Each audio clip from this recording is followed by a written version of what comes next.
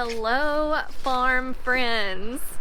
Today we're going to be sharing with you something so super exciting, something that we have been planning to do here on the farm for over a year, and we are finally taking our first steps to get started on it. It is so hot today. We are at 84 right now. It's 84 and it's the beginning of November. That is just, it's Alabama, it's southern weather. We are headed down into the 30s later this week, so we have some animal prep to do, lots of hay to put out, and plenty of chores to catch up on here at the farm after a very busy weekend. If you watch our channel, you know we have some projects going on. One of them is back here. It is our playhouse conversion into a coop for our Seramas, something that Eleanor and I have been working on, and we haven't made a whole lot of progress. We're going to be back at it very, very soon. Today, though, we want to share with you a project that we are preparing to work on, taking the first steps. And I have on a shirt today for motivation. This is my Just Dig It farm shirt. So Tracy's not here with me helping me, but she is here in spirit. I designed this shirt for her channel with her logo and the beautiful lavender that's on here. But she's with me in spirit. I'm channeling Tracy at Just Dig It Farms today because what we are going to get started on is our potager garden and the spot where we're going to build our window greenhouse. Eleanor has all of her chicken friends following her. Eleanor, what day was it at school? Crazy sock day. Crazy sock day. And wear blue and yellow. Wear blue and yellow, yep. For autism awareness. And then they wore crazy socks. You're pulling on its face a little bit. She has on ostrich socks. Do you think the chickens are gonna think that that is a real chicken? Yeah. You think so? What do you think? Oh my goodness. Can I tell them who it came from? Sure. This came from Mary Carl. Yeah, Mary Carl gave you those socks, didn't Yeah, she? she grew out of a lot of her clothes, and now we have like 4 bags of stuff. Yeah, they were so kind to share that with us. Yeah, and it was a present. Oh my goodness, she is getting so pretty. Look at you growing up. She's always been my baby. You are beautiful. Mommy, she's always been my baby. She's always been my She has? Well, we are in what we call the big pen. It's about 1/4 acre pen. Look who's The geese. All right, let's put some snacks out so we can silence the geese. Oh my goodness. We are in here because I want to show you what we're going to be repurposing into our window greenhouse. It doesn't look like much now, but you can see it is pretty sizable. It's about 16 feet across and 10 feet deep. And this structure was here when we bought our farm. It has served as a chicken coop and then as a pig enclosure, kept our pigs safe and dry. But these are the bones that we're going to be turning into our window greenhouse. And we're not moving it today, but I just wanted to give you an idea of its size. And you'll have to use your imagination a little bit once we get over to the spot. Zach is going to tell you a little bit more about our future spot for our greenhouse. Y'all, this spot right here is going to be my favorite spot on the farm. I have no doubt about it. In just a couple of months, we're going to do something really exciting with this spot right here. And today, we're going to take the first step on committing to this spot being special. What is it about this spot that's special? Maybe Eleanor can tell us. That's where our greenhouse is going. That's where our greenhouse is going! Right where we are sitting is where our new window greenhouse is going to go. we're gonna build a greenhouse out of a bunch of old windows that we've been collecting now for a while. Most of them came from the same place, off of the same house, and are the exact same size, which means it should theoretically be easier to get them lined up and positioned and fit into equal size walls. But today's video is not about making a greenhouse. Today's video is about something a little bit easier to do. At least I hope it's gonna be easier than putting a greenhouse together. We were sent a raised garden bed. Savannah Metal Garden Beds has sent us one of their new garden beds to try out. So, as the first step for our area where our greenhouse is gonna go, we're gonna put some raised beds right here to be the entrance to the greenhouse. But first, we gotta put this one together, don't we?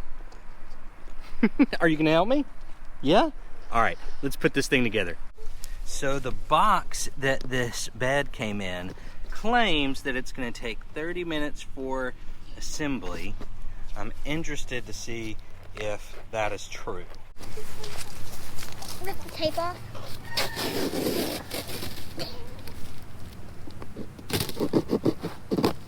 We're going to cut it open. Yep, all right. Oh, she's excited for the bubble wrap. Take care of these products. So, it looks like there's not a whole lot to it. And they sent, those are just stakes. They sent a, Here's my necklace. all right, they sent the wrench that you need to make the kit, so that's nice. We'll see if that's enough. Do you think that's gonna be enough? Yeah, and a marker to write where they go. All right, here we go. I got all these things right here. We got rainbow ones. Yeah. Pink one. We did not ask for this, No, or this, or this. no, those came with the bed. This is us again. All right, that is one of the long sides. There's another long side. Okay, there's 3 of each. Oh, okay, look. The 2 short sides are stuck together. I got kind of nervous there for a minute. Thought we might not have everything we need, but we do. It Daddy, is we're stuck together. 4 Mama. foot by I pulled 3 it. foot, so Daddy, I this will pulled be the those 2 4 apart foot for you. section. Yes. And it's 24 inches deep, so 2 you feet hear- deep. Daddy, I found the pop wrap. You found the bubble wrap? Yeah. Gotta take a bubble wrap break? Yeah. They're my favorite with Alright, we got a bunch of nuts and bolts here. One side is just that regular Phillips head, and the other side, of course, those are going to be those 10mm bolts. So we should have everything we need. We'll follow the instructions. So here we go, Eleanor. First look, it wants us to get the short side panels first, okay? So let's get our short panels. Here's one. Yeah. And the 2. So let's get you some bolts. Let's put them Alright, in my here. dress. Put them in my dress. You're just gonna pick them out one by one, okay? Can you hold it for me? Yeah, I'm gonna hold it. You grab, all right, grab a bolt. I'm going to put. You're gonna do one on the bottom one next? Yeah. Okay. I just can't. I'm just missing the hole. I can't get in there. You can do it. Look on the other side. All right, here. All right, go for it. Good job. All right, Eleanor, put the next bolt through, please. That's a good spot right there. All right, you pushing on it? Pushing as hard as I can in there. We have our 2 short ends done. Yep. All right, And this- it's time to add the long ends. 2.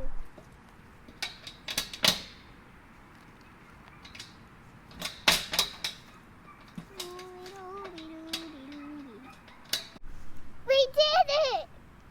We've got it all built. Now it's time to put it into place and to fill it up. Now we know how expensive filling up a raised bed can be. Good garden soil is really expensive stuff. So we're going to show you a couple of ways that we cut down on that garden soil cost at the same time as fertilizing the soil down the road. So we're going to put some organic matter in the bottom of this bed before we put in our soil that will break down over time and wind up feeding whatever plants we plant in this bed. So first, we're going to put down a bunch of sticks and a few logs that we found laying around after a storm down in the bottom to take up some space. And remember, this is the same stuff that breaks down and creates soil over time. So this stuff is going to break down too and create better soil.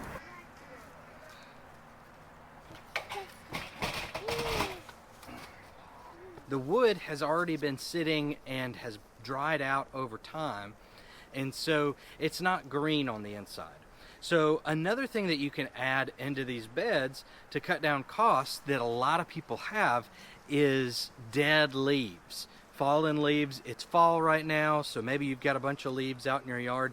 You can fill this up like halfway with leaves, and they will break down really well into that soil later on. But an important note, just like I said about the wood that we put in, make sure that your leaves are dead and dried out, they're completely brown, because if you put green leaves in there, then those leaves will still need to break down and they will sap nitrogen out of the soil that you put on top. So make sure that whatever you're putting in here is not green. You want to make sure that the nitrogen that's in that good soil that you're putting up top is available to your plants and is not being robbed by the stuff you used in the bottom, so you didn't have to use so much of that soil. Eleanor brought us a completely brown dead leaf, and these are the kind of leaves you can put in there. Also these leaves too. Yes, another good one. So we're not going to put a bunch of leaves in here because I have something else that I want to use because it's past its time of being useful with our animals, and I'd like to still get some use out of it and not waste it. We have a bunch of spent hay that got wet that can't be used to feed animals with. It could make our animals sick. So instead of taking a chance on it and giving it to our animals to eat, I'm going to put it in the bottom of this bed to build up our bed level and also give some more organic matter to break down under that soil.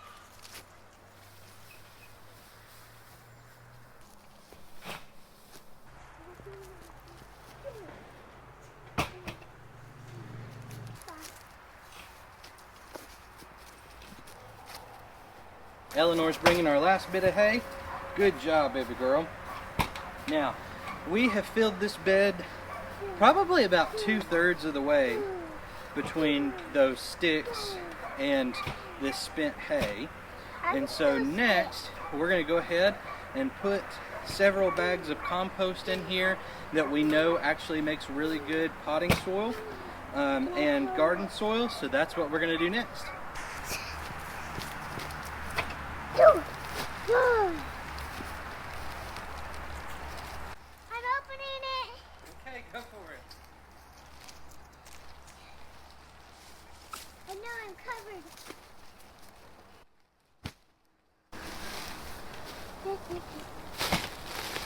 No, Dad, these are heavy. Ooh, can you put this one in? Can you get this one in, man, so I can... Yeah, baby girl, I'll get it. No. So the reason that we're using this bagged compost stuff is, one, because it is the best stuff we can get for the price in our area. And it's not so heavy. And it's not so heavy, exactly. We like to use bagged stuff whenever we can't get it by the yard and the truck. We like to use the bagged stuff because we don't have any heavy machinery here on the farm. So when it comes to moving materials, we have to move most of it by hand. So bagged stuff makes it easier to carry it around the farm. I know that it may not be the most sustainable option, but for us, it's kind of the only option we have at the moment. And like I said, we can't get a whole lot of good bulk material around here. So I found a good deal on these at a big box store nearby and went ahead and loaded up with a whole pallet of it. So I can feed store.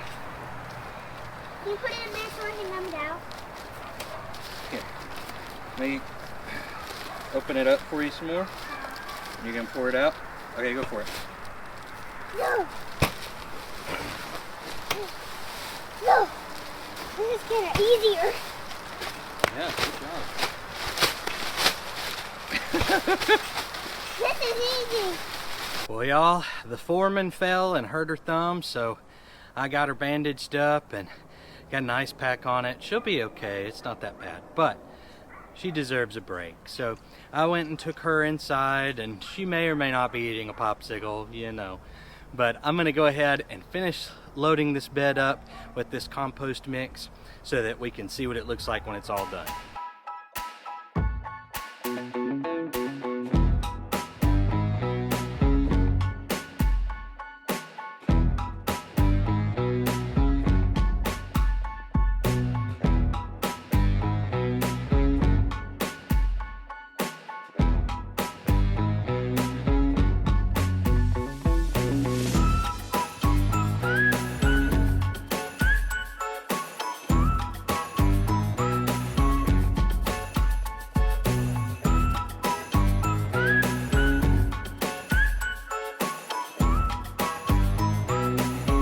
Let's take a look at our finished product. All filled up. You can see this stuff looks pretty good. It's got a few of these like places where the manure hasn't quite been chopped up very finely, but that's okay. I'm not too worried about that. As I water it, it'll kind of release all that.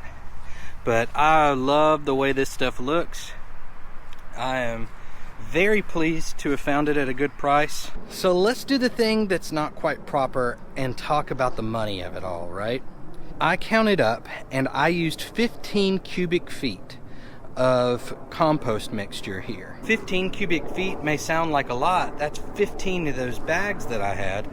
But when we look at this bed, it is 2 feet tall, 3 feet wide, and 4 feet long. That means that this particular bed is about 24 cubic feet. 24 cubic feet is just a little bit less than a cubic yard, which is 27 cubic feet.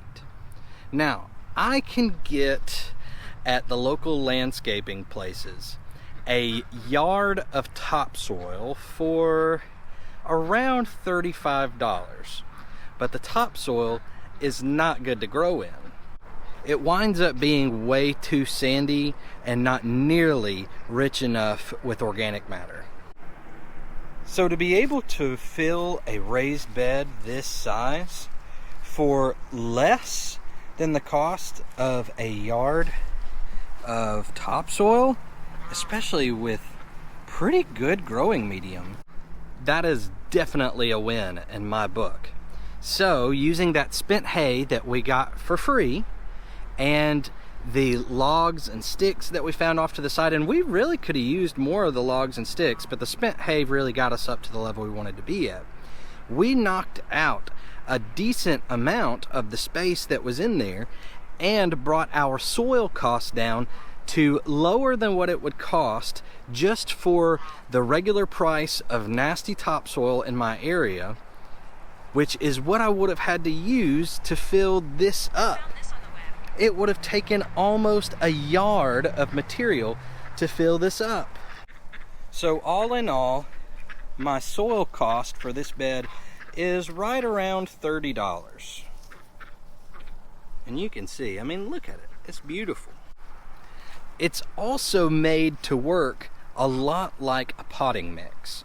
I don't think it's like that with all compost mixes, but this one in particular has enough material in it that is bigger and chunkier so that it'll allow some drainage there. And that's something that we do want in a raised bed. We don't want it just holding on to all of that water and being too overly saturated.